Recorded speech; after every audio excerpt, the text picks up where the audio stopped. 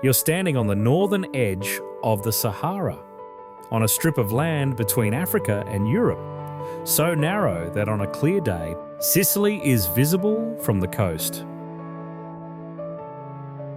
A country of 163,000 square kilometres, smaller than Florida, yet containing 8 UNESCO World Heritage Sites. 3 distinct climate zones and ruins from 6 different civilizations stacked on top of each other. A place where the Mediterranean laps against Roman harbours in the morning and the desert erases all trace of the road by afternoon. Where minarets rise beside synagogues that have stood for 26 centuries. Where forests thick enough to hide wild boar grow less than a day's drive from salt flats that stretch to the horizon.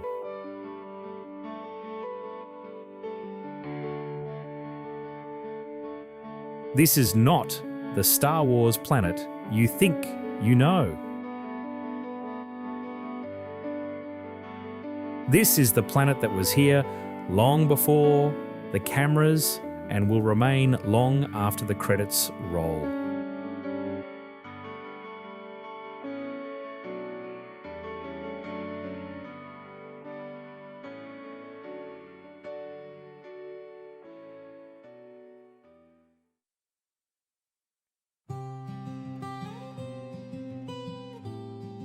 In southern Tunisia, between the salt flats and the sand seas, a young filmmaker named George Lucas came looking for another planet in 1976. What he found was Chott El Djerid, the largest salt flat in the Sahara, stretching nearly 5,000 square kilometres. At sunrise, the ground dissolves into light. Pools of brine catch the sky.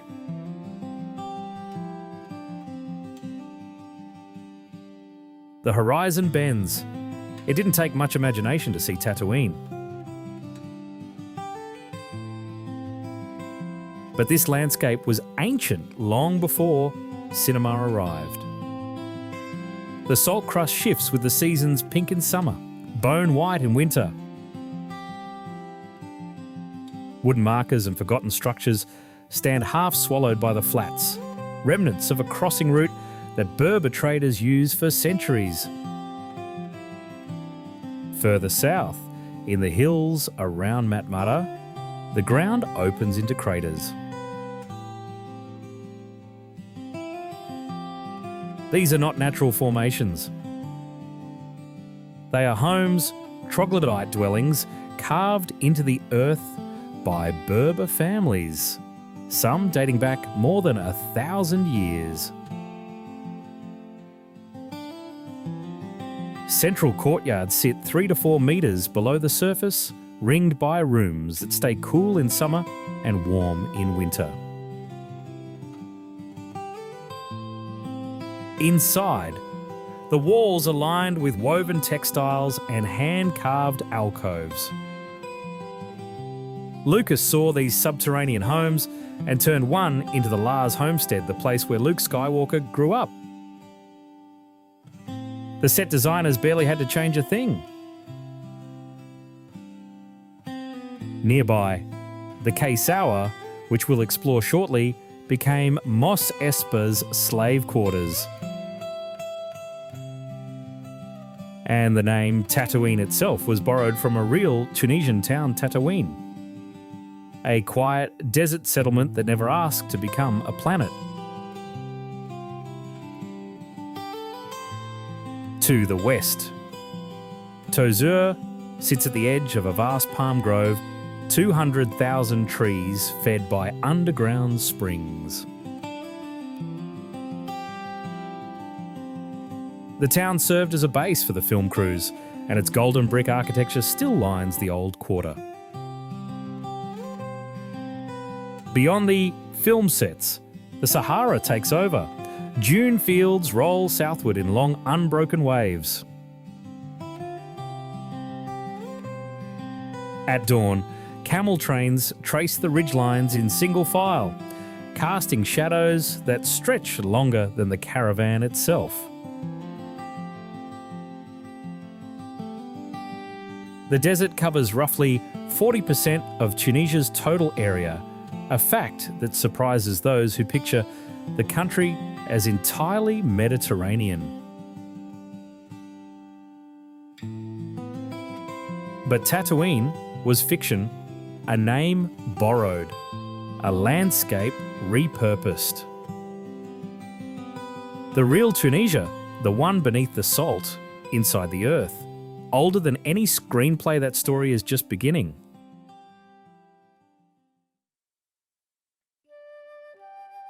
Deeper into the south, the desert folds into the Daha Mountains.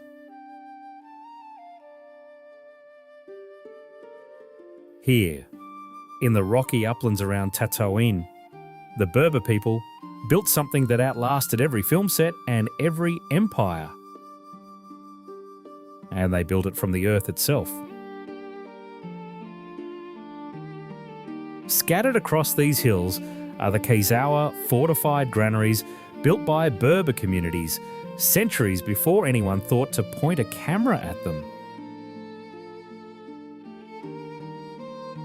Each Kayzar is a cluster of ghorfas, vaulted storage cells stacked 3 or 4 stories high.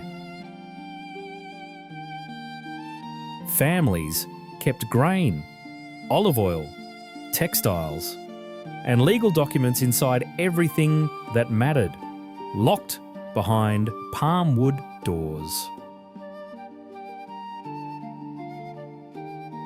At Qasr Awled Sultan, the courtyard opens like a stone amphitheatre. Rows of ghorfas rise on every side, their arched doorways casting deep shadows in the afternoon light. The architecture is not decorative, it is functional, engineered for ventilation and load bearing, and security in a landscape where raids were routine. Further along the mountain road, Qasr Haluf sits on a ridge overlooking a valley of dust and wind. From the air, its walls trace organic curves that follow the contour of the rock. No straight lines, no right angles.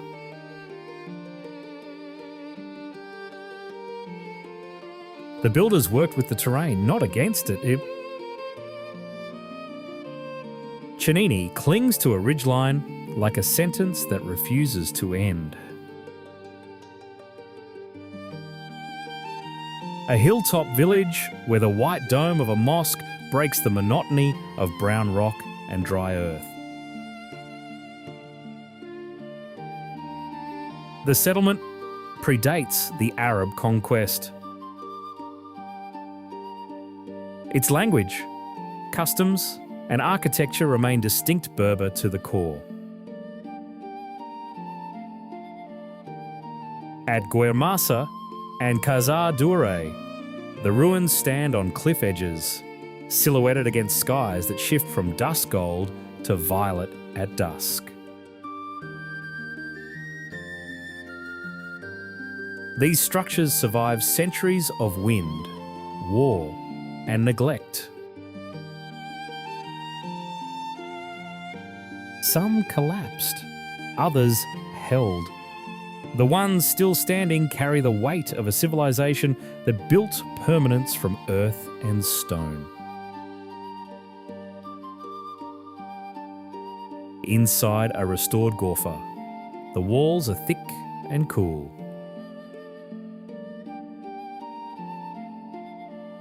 Woven rug line the floor. Wooden shelves hold clay jars. The air is still. It feels less like a museum and more like a house waiting for someone to come home.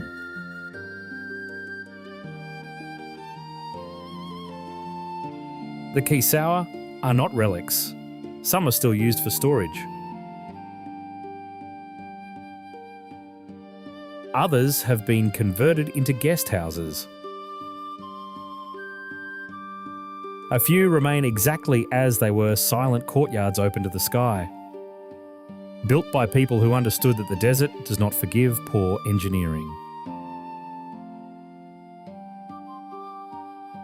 What Hollywood saw as alien, the Berbers simply called home.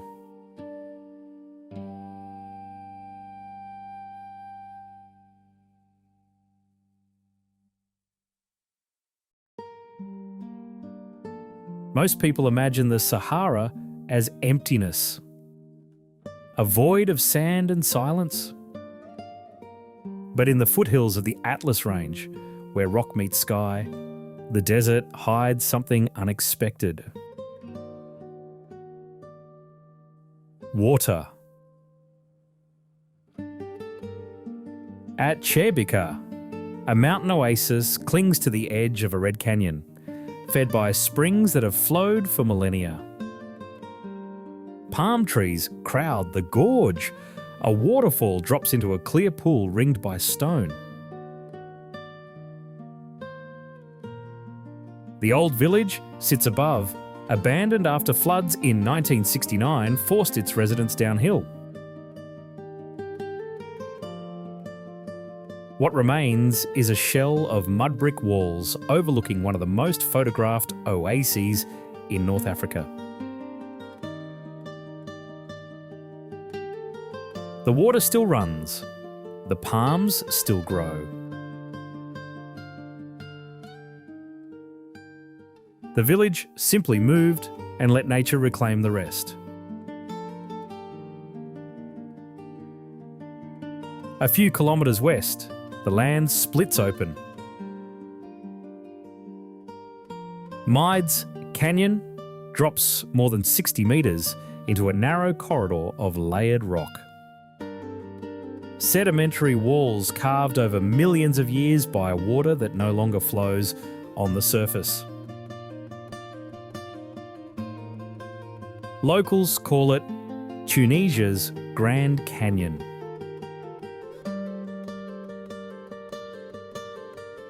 The comparison is generous in scale, but accurate in drama.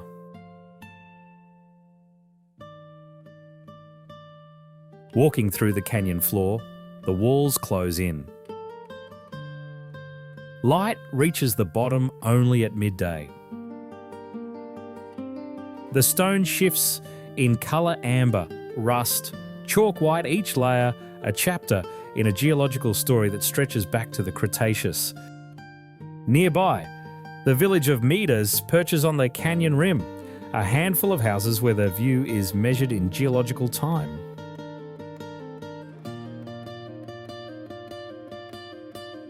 At Tamagza, another canyon cuts through the same formation, wider and more exposed.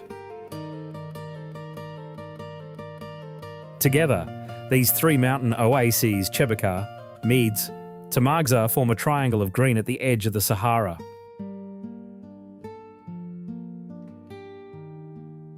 They are proof that even here, where the rain falls once or twice a year, the earth finds a way to hold water. Deeper into the sand, Khazar Galain emerges like a mirage that turns out to be real.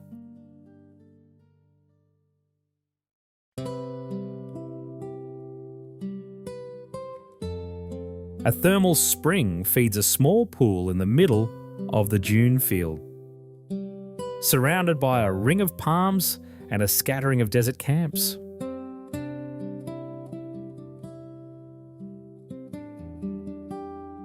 Roman soldiers once garrisoned a fort here. Its ruins still stand, guarding the empire's southern frontier against Saharan raids. To the west, the town of Duz calls itself the gateway to the Sahara.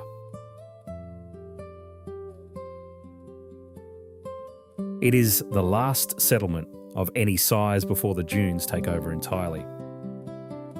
Every year, a festival of Saharan culture draws thousands, camel races, traditional music, sand poetry. Beyond Duz, Jebel national park stretches southward into one of the last true wildernesses in North Africa. In Jebel, there are no roads. Sand dunes roll in long parallel ridges, shaped by winds that have not changed direction in centuries. The silence is total. At night, the stars are so dense they cast shadows on the sand. It is, by any measure, one of the emptiest places on Earth, and one of the fullest. For centuries, trade routes crossed this desert, linking sub-Saharan Africa to the Mediterranean ports. Caravans carried gold, salt, slaves, and spices.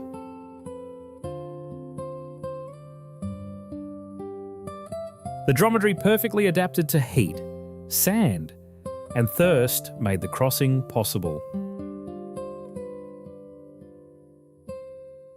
Even now, camel trains trace the old routes, though the cargo has changed. From above, a caravan crossing the dunes at dawn looks like a line of ink drawn slowly across parchment. The shadows stretch long and thin. The camels move in single file, unhurried, reading the sand the way sailors once read the sea. And then there are the oases, islands of green in an ocean of amber. Underground aquifers push water to the surface, feeding palm groves that can stretch for kilometres.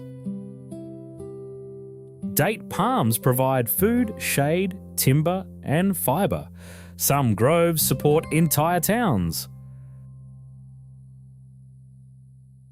Beneath the surface, beneath the silence, something far older than sand is waiting to be found.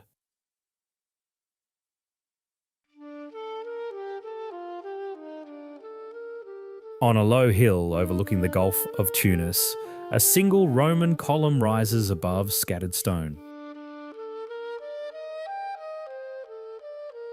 Behind it, the skyline of modern Tunis shimmers in the haze. This is Carthage, or what remains of it. Founded by Phoenician settlers around 814 BC, it grew into the most powerful city in the Western Mediterranean. For Xitris, it controlled trade routes from North Africa to Spain, from Sicily to Sardinia.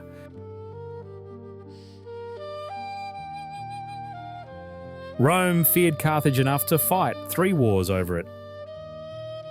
The last ended in 146 BC, when Roman legions razed the city to the ground. And, according to legend, salted the earth so nothing would grow again. Then they rebuilt on top of it.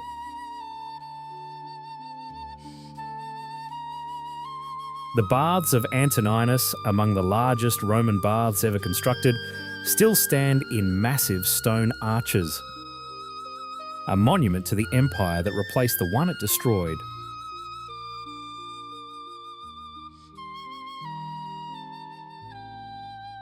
On Bursa Hill, where Carthage first began, the layers are visible. Punic foundations sit beneath Roman columns. A Byzantine chapel rests under a French cathedral built in the 19th century. Every civilization that conquered this coast left its signature in stone. Walk through a Roman archway and you emerge beside an Islamic mosque. Phoenician harbour walls lie buried a few metres from Ottoman fortification. Carthage is not one city. It is many stacked, layered, and still being excavated.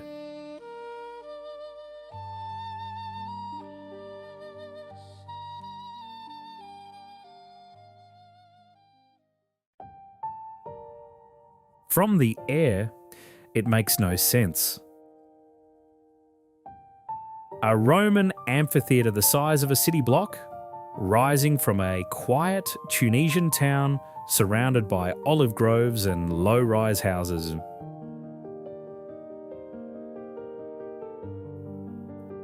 This is El Gem, the third largest amphitheatre in the Roman world. Built not in a capital, but in a provincial town that grew wealthy on olive oil.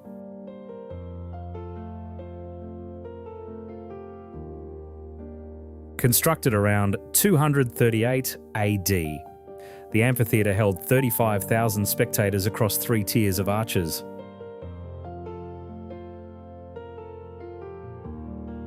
The town it served, Thysdrus, was one of Rome's most productive agricultural colonies.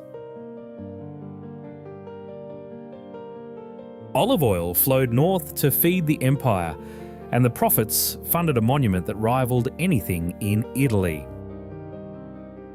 Today, the town of El Gem holds fewer than 20,000 people, most of whom live in the shadow of a building designed for twice that number.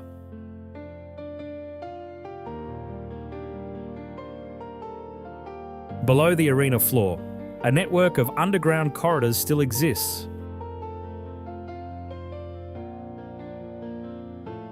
Gladiators waited in these tunnels. Animals were hoisted through trapdoors into the light.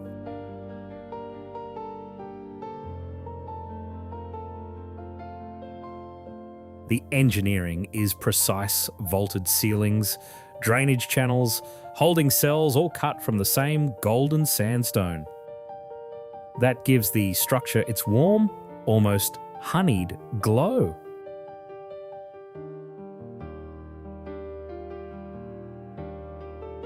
Unlike the Colosseum in Rome, El Gem was never systematically stripped for building material.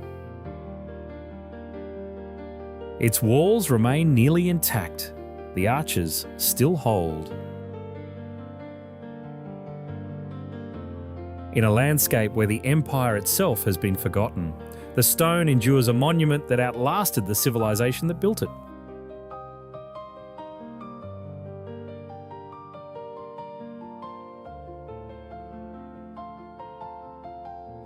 On a hilltop overlooking Tunisia's wheat belt, an entire Roman city stands almost exactly as it was abandoned.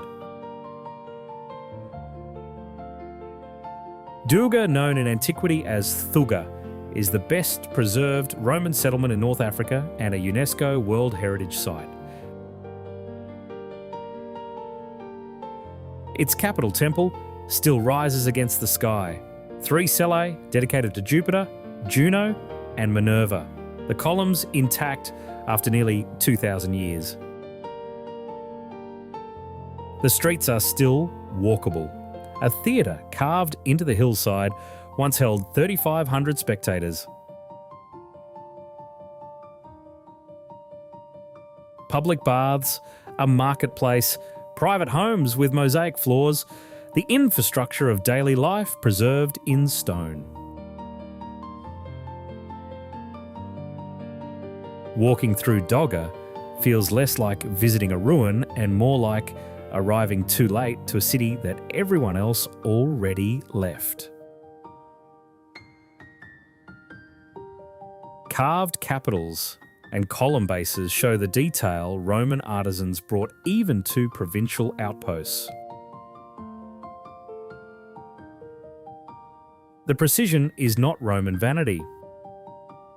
It was policy embedding the empire's identity into every forum, every bath, every public square across 3 continents.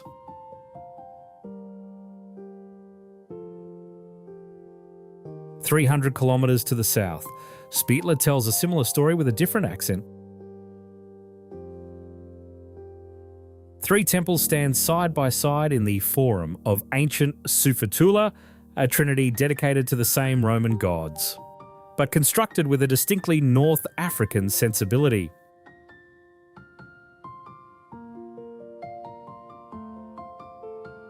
A Byzantine fortress was added centuries later, built partly from repurposed Roman stone.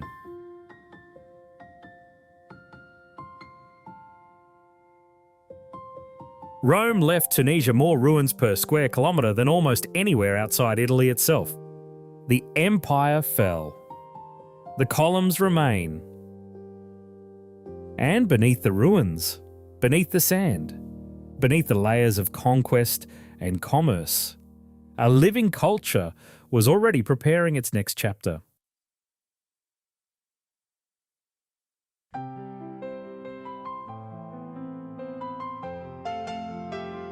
From the air, Sidi Bou Said is a single colour cord cobalt blue against whitewash, repeated on every door, every shutter, every railing.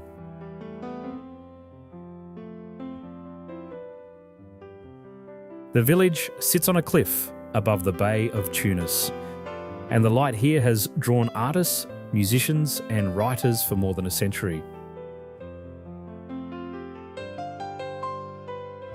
Paul Klee came in 1914 and left claiming he had finally found colour. The narrow streets climb between walls thick with bougainvillea. Iron-studded doors painted in that signature blue open onto tiled courtyards hidden from the street. The village was declared a protected heritage zone in 1915, one of the first such designations in the world. Nothing here is accidental. The palette is enforced by law. Downhill and inland, the Medina of Tunis opens like a book written in stone. A UNESCO World Heritage Site since 1979, it is one of the best preserved medieval Islamic cities in the Arab world. Streets branch into narrower streets, which branch into covered passageways, which lead to hidden squares that most visitors never find. At its heart stands the Al Zaytuna Mosque, founded in 698 AD. The oldest mosque in Tunisia, and for centuries the centre of Islamic scholarship in North Africa.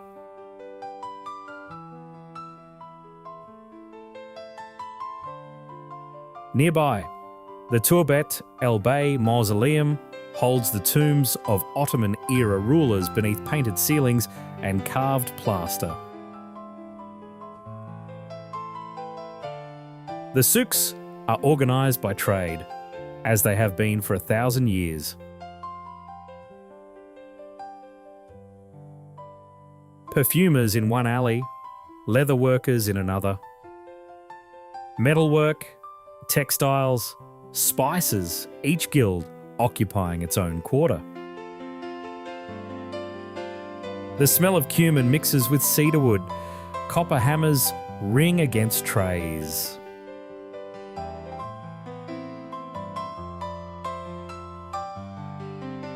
The Medina is not a museum. It breathes.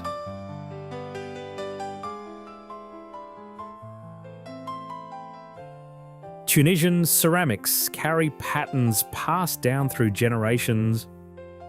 Geometric tiles in turquoise and yellow, hand-painted plates, bowls glazed in a style that blends Andalusian and Ottoman influences.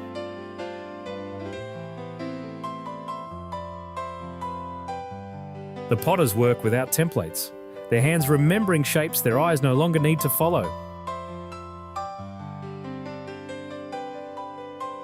As evening settles over Sidi Bou Said, the blue deepens to indigo. The bay turns silver. Somewhere below, the Medina folds into shadow, its alleys lit by the warm glow of lanterns and shop fronts. The living Tunisia, the one that cooks, prays, trades, and paints, has not stopped moving since the Romans left.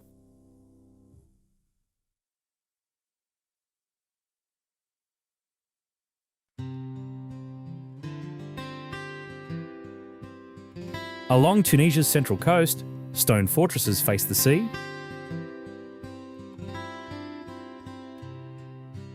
These are the Raibats, 8th century Islamic fortress monasteries built to guard the shoreline against naval raids. The Raibat of Monastir is the most intact. Its walls rise in clean, geometric lines above the harbour.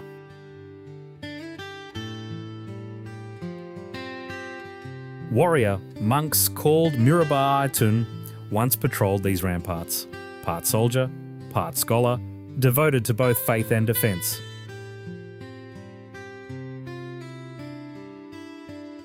Monastir is also the birthplace of Habib Bourguiba, the man who led Tunisia to independence in 1956 and shaped the modern state. His mausoleum stands at the end of a cypress-lined avenue, its golden dome and Italian marble a testament to a leader who abolished polygamy, expanded women's rights, and separated religion from government in ways few Arab nations have matched. From the air, Monastir stretches along a peninsula where fishing boats share the harbour with pleasure craft. The coast curves south towards Sousse, another fortified city, another UNESCO-listed Medina, another Rabat, standing watch over the water. Sousse's Rabat dates to 821 AD and served as both watchtower and place of worship.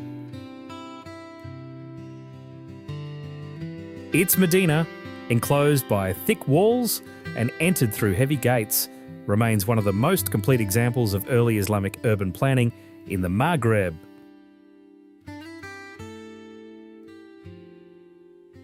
Inland. The holy city of Kairouan anchors Tunisia's spiritual identity. Its Great Mosque, founded in 670 AD, is considered the fourth holiest site in Islam.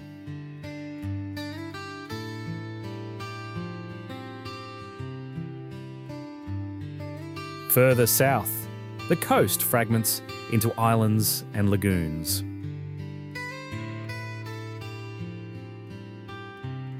Fortress, faith, and fishing boats. Tunisia's Sahel coast is where the country's history meets its daily life. Ancient walls facing a modern sea, minarets rising beside satellite dishes. And just beyond the tourist maps, a different Tunisia waits.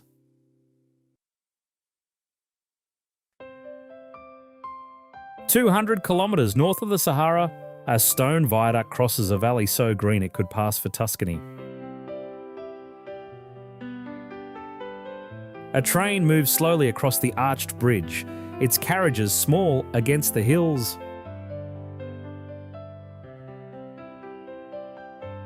This is Beja, and this is still Tunisia.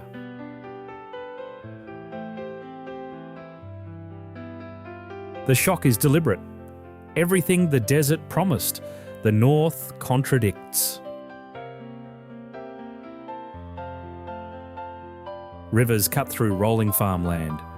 Wheat fields stretch to the horizon.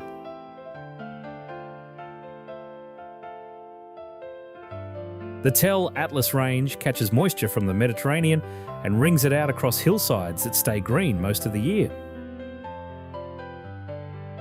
The grain that fed Carthage and later Rome grew here in soil that has been cultivated for 3,000 years. even now. Tunisia is one of the largest olive oil producers in the world. In the hills around Jebba, the terrain folds into terraced orchards and mountain villages where fig trees outnumber people. The rock formations are dramatic sandstone towers rising from green valleys, shaped by the same forces that built the Atlas Mountains across the border in Algeria.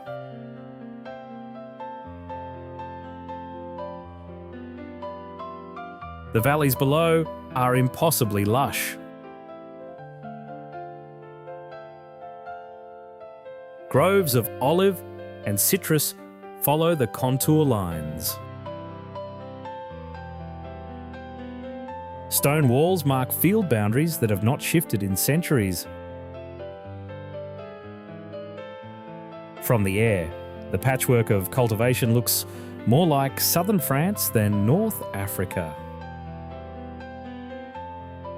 Further northwest, the forests around Ain Draham are dense with cork oak, Aleppo pine, and eucalyptus.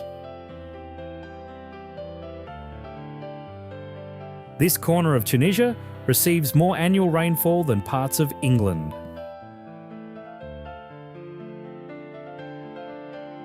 This is the same country where, 6 hours south, you can fry an egg on a rock. Wild boar move through the undergrowth. Deer graze in clearings. The air smells of pine resin and wet earth, a scent that belongs to a continent most visitors never associate with this country.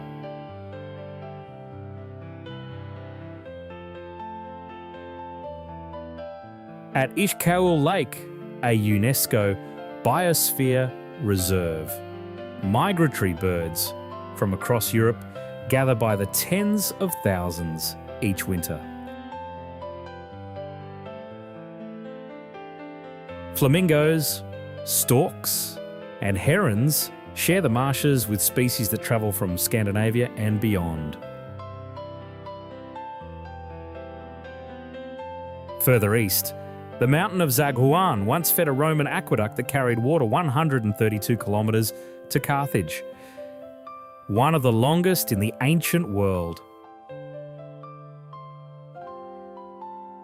Tunisia contains entire worlds within its borders, desert and forest, salt flats and river valleys, camel trains and commuter train. And still, the coast is waiting.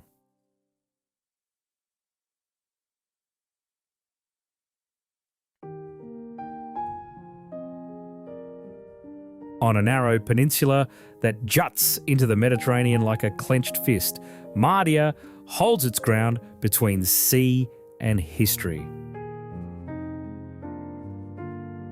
Founded in 916 AD as the capital of the Fatimid Caliphate, it served as the launching point for a dynasty that would later conquer Egypt and build Cairo.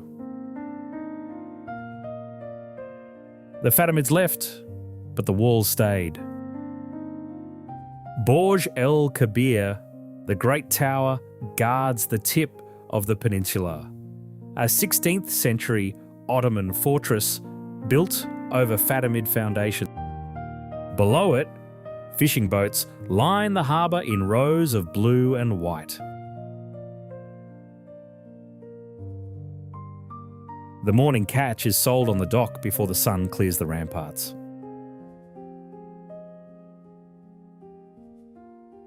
At sunset, the coast softens.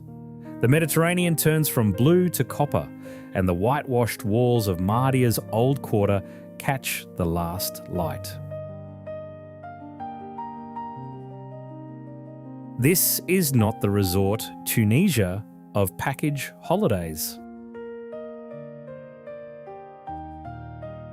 It is the quiet Tunisia, the one that fishes, prays, and waits for the tide. Offshore, the island of Jerba floats in shallow turquoise water. Homer may have written about it, the land of the Lotus Eaters in the Odyssey, where travellers forgot their desire to return home.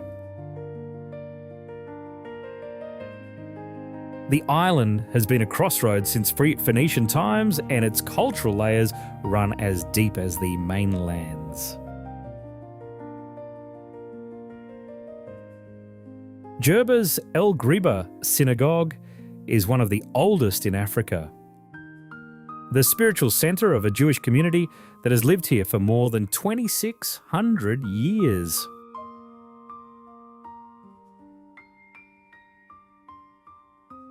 Elsewhere on the island, street art murals cover entire neighbourhoods.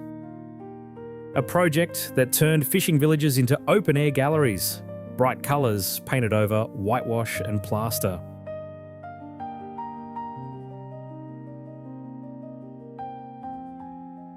South along the coast, Zazas faces the Gulf of Gabes with olive groves that run almost to the waterline.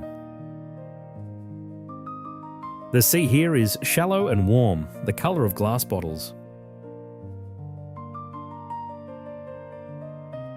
Further north, Bizerta, the northernmost city in Africa, straddles a lake and the open Mediterranean. Its old port, guarded by walls that have seen Phoenician, Roman, Ottoman and French flags.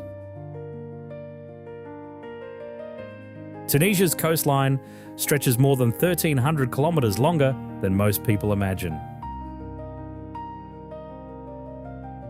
Rocky coves alternate with sandy beaches.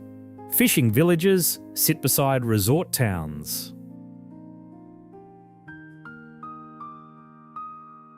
The water stays warm well into November.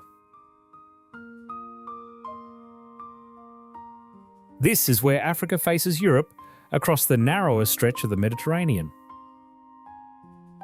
Only 140 kilometres separate Cape Bon from Sicily. Close enough to see the lights on a clear night. Close enough to forget that two continents are involved.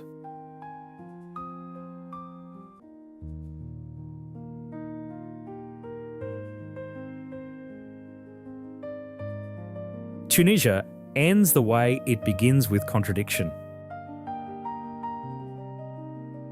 Desert and sea, ruin and renewal.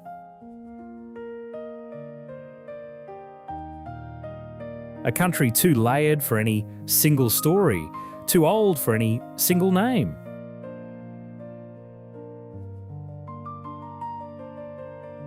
George Lucas came here looking for another world. He found it. But the real Tunisia was always stranger, older, and more beautiful than anything fiction could contain. The salt flats, the Kaysawa, the columns, the blue doors, they were here before the cameras arrived. And they will be here long after the last reel fades.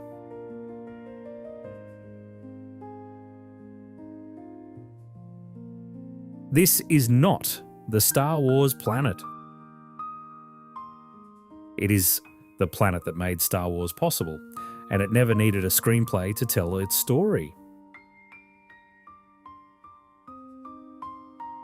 Thanks for watching. See you soon.